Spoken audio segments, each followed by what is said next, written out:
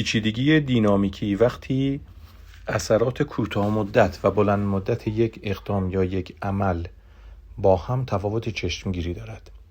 وقتی یک اقدام در یک بخش از سیستم یا یک کسب و کار پیامدی بسیار متفاوت نسبت به بخش دیگر سیستم یا کسب و کار ایجاد می کند. وقتی که یک اقدام بدیهی و روشن منتهی به سلسله از وقایع دور از انتظار می شود و به طور کلی وقتی 2 ضرب در 2 در سیستم 4 نمی شود یا بسیار بیشتر از 4 و یا بسیار کمتر از 4 می شود، در سیستم پیچیدگی دینامیکی وجود دارد.